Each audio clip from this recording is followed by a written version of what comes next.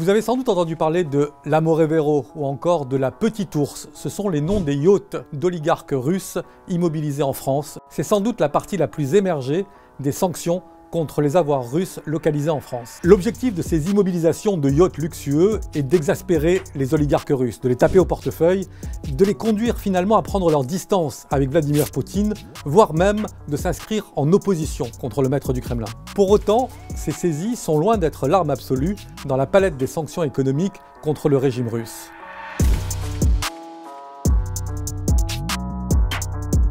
Depuis le début du mois de mars, 3 yachts ont été saisis dans le sud de la France. Ils appartiennent à 2 oligarques, Igor Sechin et Alexei Kousmichev, 2 hommes d'affaires dont la fortune est évaluée entre 15 et 6 milliards d'euros. Au total, la valeur de ces 3 yachts immobilisés approche les 200 millions d'euros.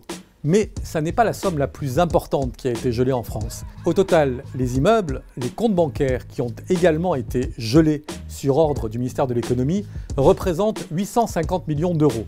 Mais finalement, c'est une goutte d'eau dans l'océan des avoirs russes investis dans le monde. Et pour arriver à ce résultat, il a fallu mobiliser bon nombre de services de l'État, les douanes, le fisc, le trésor. Et pour cause, arriver à localiser des avoirs russes est extrêmement difficile parce que bien souvent, les oligarques, ceux qui sont placés sur la liste des sanctions, ne détiennent pas directement les yachts, les immeubles luxueux. Non, ils interposent des sociétés écrans, une, plusieurs, dont la dernière est bien souvent localisée dans un paradis fiscal.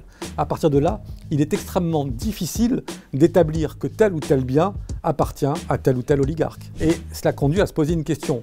Beaucoup d'énergie pour une prise au final qui n'est pas si impressionnante que ceci. Non seulement la quête des avoirs russes en France est une entreprise compliquée, mais en plus elle est risquée juridiquement. Bien souvent, une saisie doit d'abord être validée par une décision de justice.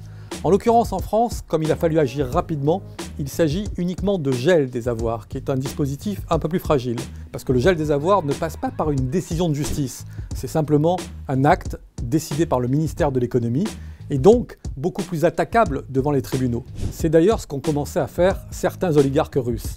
Ils nient purement et simplement être les propriétaires véritables des bateaux, des comptes bancaires ou des immeubles qui ont été gelés et renvoient aux sociétés écrans qui apparaissent sur tous les documents comme les propriétaires officiels de ces biens. Dans cette affaire, la victoire de l'État semble assez modeste compte tenu des sommes immobilisées.